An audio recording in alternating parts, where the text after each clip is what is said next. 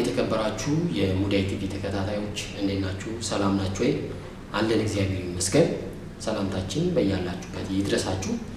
እንግዲህ በዚህ ሰሞን የተጣፋፋንበት ዋናው የሀገራችን ጉዳይ ምን ደረጃ ላይ እንደደረሰ ምን ላይ እንዳለን እንግዲህ ሁላችንም የምንገነዘበው የምናውቀው ነገር ይሆናል።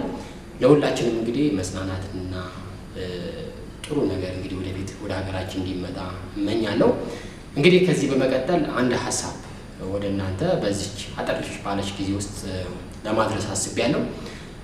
ያሰብኩት ሐሳብ ደግሞ በተለይም ደግሞ አንድ ሰው በተለይም በትዳር በፍቅር ወይም ደግሞ በእኛ ህይወት ውስጥ ሊመጡ የሚችሉ ሰዎች በትክክል ከፈጣሪ ነው የተላኩት ወይስ እኛ በራሳችን ፍቃድ ክራይቴሪያ አስቀምጠን ያመጣናቸው ሰዎች መሆናቸውን በምን እንለያለን?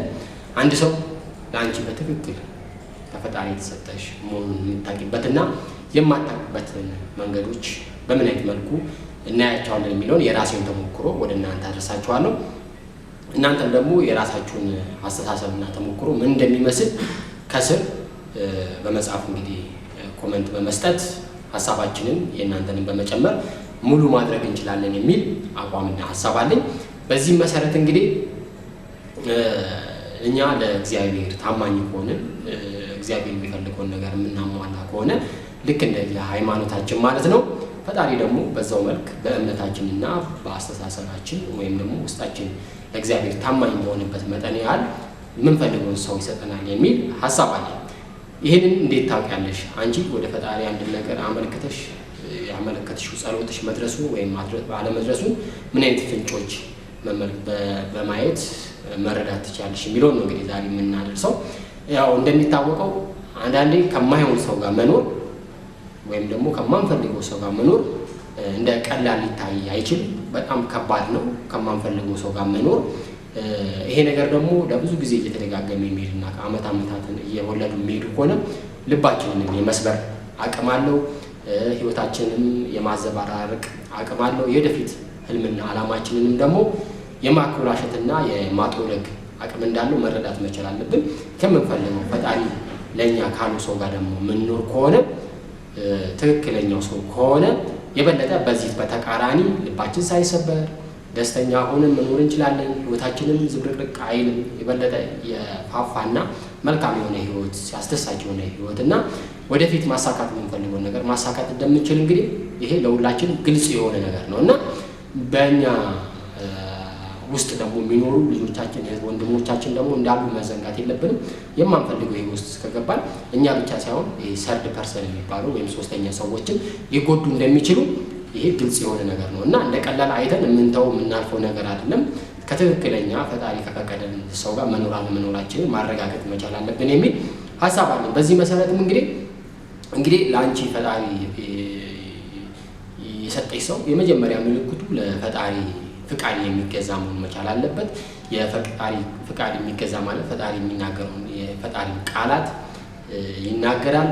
መናገር ብቻ ሳይሆን በድርጊት የሚያሳያል ማለት ነው። የፈጣሪ ቃል የምንላቸው ለምሳሌ ፍቅር በይግድ በተቃራኒ ጾታ ብቻ ውስጥ ያለ ፍቅር አለ፣ የሀገር ፍቅር አለ፣ የእናት አባት ፍቅር አለ፣ የብዙ የጓደኞችን መውደድ ፍቅር አለ እና ፈጣሪም ደግሞ እንድንዋደድ እንድንፋቀር አንዱ ላይ መጥፎ ነገር እንዳያደርግ ያዛል። ይሄንንም ነገር ደግሞ እሱ በተግባር የሚያሳይ ከሆነ ይሄ ሰው ከፈጣሪ ሰው ነው ማለት ነው።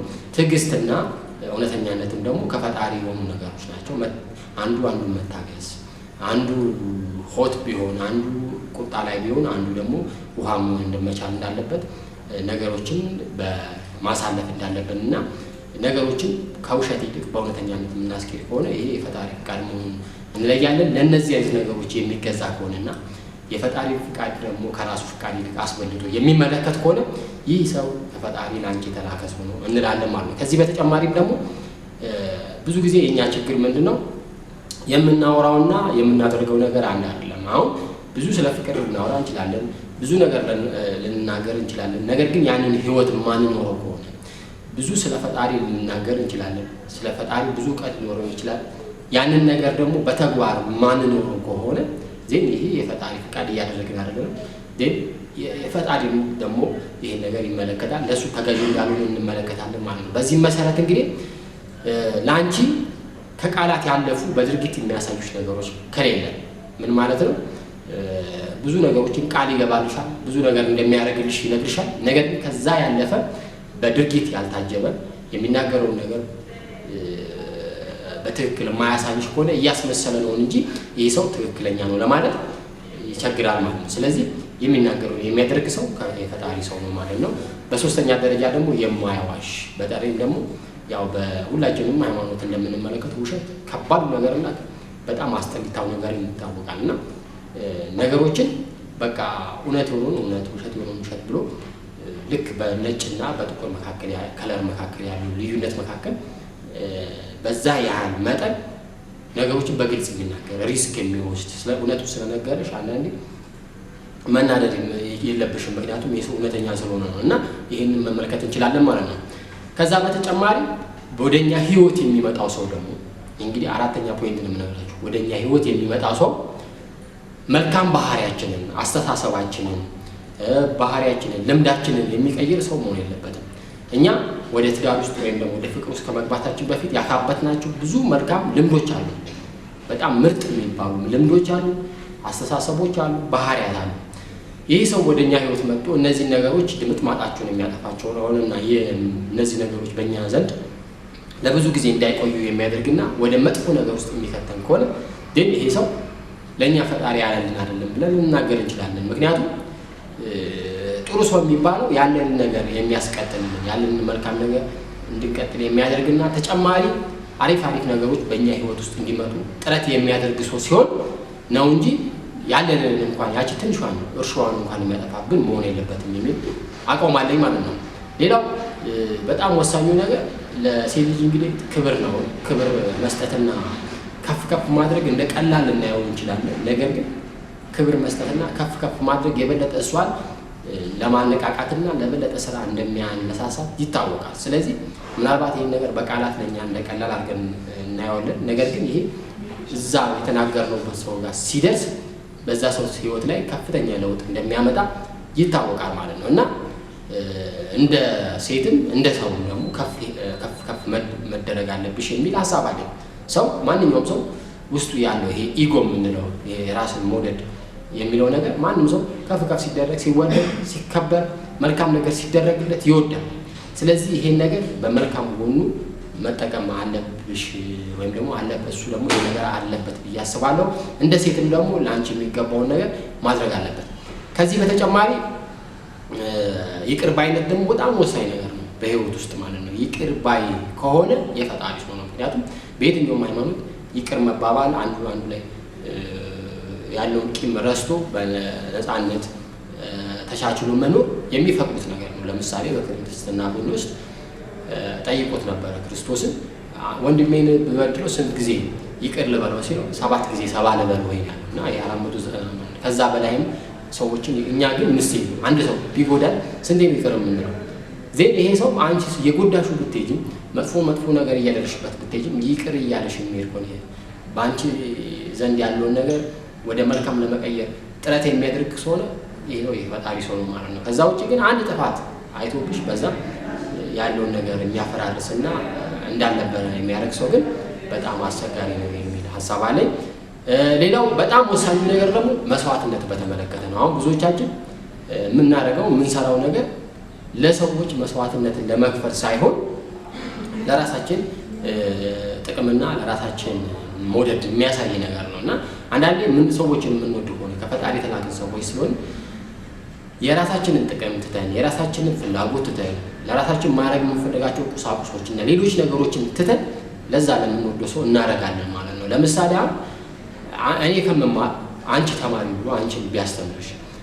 እኔ ከምለብስ አንቺ ልበሽ እኔ እንደዚህ ከማድረግ አንቺ እንደዚህ ያለ ለአንቺ ቅድሚያ የሚሰጥ ከሆነ ይሄ ሰው በትክክል የሚወድሽና የፈጣሪ ለአንቺ ላከልሽ ሰው መሆኑን መመልከት ትችያለሽ ከዛ ውጪ ግን ምን አደረግሽልኝ ካንቺ ምን አግኝቻለሁ አንቺ ከኔ ጋር በነበርሽበት ጊዜ ካንቺ ምንም ነገር ጥሩ ነገሮችን አይቻላልም እኔ ግን እንደዚህ ያደርግ ይሻለው ብሎ ያደረግልሽ መልካም ነገሮችን በማጉላት አንቺ እንድትጸጸችና ቅር እንዲልሽ የሚያደርግ ከሆነ ይሄ መልካም አይደለም ነገር ግን ያደረገልሽ መልካም ነገሮች እንዳደረገልሽ እንደቁም ነገር የማይቆጥረው ከሆነና ነገር ግን በወደፊት የሚያደርግልሽ ነገሮችን ቢያንስ ዛሬ ጀምሯቸው ወደፊትም ደግሞ የሚያስቀጥላቸው ከሆነና የራሱ ፍላጎቶች መስዋዕት በማድረግ ላንቺ መልካም ነገር የሚያደርግ ሰው ይህ ከፈጣሪ ነው ማለት ነው። ሌላው ቀላል ይመስላል እንጂ ከግርማ ሞገስ ጋር የተያያዘ ነገር አንቺ በሰዎች ዘንድ ትልቅ ቦታ እንዲኖርሽ በቤተሰቦች እንድትከበሪ በጓደኞችሽ የበለጠ እንድትኮሪ የሚያደርግሽ እሱ ነው። አሁን ለምሳሌ እሱ ላንቺ ከፍተኛ ቦታ ካለው ዘን ጓደኞችሽ የሴትም የወንድ ጓደኞችሽ ሪስፔክት ያደርጉሻል፣ ክብር ይሰጡሻል። ግን እሱ የሚያጣጥልሽ ከሆነና ላንቺ ቦታ ምንም ነገር ከሌለው እነሱ እንዴት ሊያከብሩሽ ይችላሉ? እሱ ያንቺ የቅርብ ሰው ላንቺ ክብርና አድናቆት ካልሰጠሽ ማለት ነው። ስለዚህ ይሄንን ያደርጋል የሚል ሐሳብ አለ። ከዚህ በተጨማሪ ግን ከፍቅር ጋርና ከታማኝነት ጋር በተያያዘ ያው ፍቅር በአንድ የሚመጣ ልክ እንደ ጎርፍ ሳይሆን ቀስ በቀስ የሚሰራ ነገር ነው። ያን ነገር እያሻሻለ ላንቺ ያለው ታማኝነትም ደግሞ ከፍ እያለ የሚሄድ ከሆነ ባንቺ ህይወት ውስጥ ከፍተኛ የሆነ ቦታ አለው። ይሄም ከፈጣሪ የተላከልሽ ነው እንላለን ማለት ነው። ስለዚህ እስቲ እናንተ ሐሳብ ምንድነው? ከፈጣሪ አንድ ሰው የተላከልኝ ፈጣሪ የሰጠኝ ሰው ነው ብላችሁ ያያችሁበት ምልክት ምንድነው? እንዴትስ ብትጸልዩ ነው? እንዴት ነው የደረሳችሁ? ሌሎች እህት ወንድሞቻችን ደግሞ ምን ማድረግ አለባቸው? በተለይ ትክክለኛውን ፈጣሪ የፈቀደውን ሰው ለማግኘት ምን ማድረግ አለባቸው? እንዴትስ ያገኙ? ተሞክራችሁ ያላችሁ ሰዎች ከስር አጋሩ። ሌሎቻችሁ ደግሞ ተሞክሮ የምትፈልጉ ከስር በመጠያየቅ እንግዲህ ከዚህ ቀደም ስታረጉት እንደነበረው ሐሳብ እርስ በርስ ተለዋወጡ። ዋናው ነገር እዚህ ጋር አላማችን ምንድነው? ሐሳብ እንድትቀያየሩ፣ አንዱ አንዱን እንዲያግዝ፣ በሐሳብ መተጋገዝ እንደ ቀላል ነገር ልናየው አይገባም። ምክንያቱም ብዙ ሰዎች በሐሳብ ማነስ ህይወታቸው ዝብርቅርቅ ወጥቶ ብዙ ገንዘብ ማግኘት ይችላሉ። ገንዘባቸውን ከስራው፣ ህይወታቸውን ከስራው፣ እድሜያቸውን ከስራው የማይሆን ህይወት ውስጥ ይገቡ ሰዎች አሉ። ነገር ግን መወያየት ቀላል አይደለም። አሁን እዚህ ጋር ብዙ ሰዎች ነው የምትገናኙት። ስለዚህ አንዱ ለአንዱ ሐሳብ ስጡ። የሐሳብ ትንሽ የለውም የሚሰማችሁ ለሌሎች ይጠቅማል ብላችሁ የምታስቡትን ለእናንተ ምናልባት በደቂቃ ውስጥ ነው የምትጽፉት፣ ለሌሎች ግን ህይወታችሁን የመቀየር አቅም ስላለው ይሄን ነገር ብታደርጉት። ይሄን ደግሞ ላልሰሙ ሰዎች ደግሞ በዚህ ሐሳብ ዙሪያ መወያየት ለሚፈልጉ ሰዎች ደግሞ ሼር እና ላይክ እያደረጋችሁ ብታደርሷቸው የበለጠ ተጠቃሚ እንሆናለን።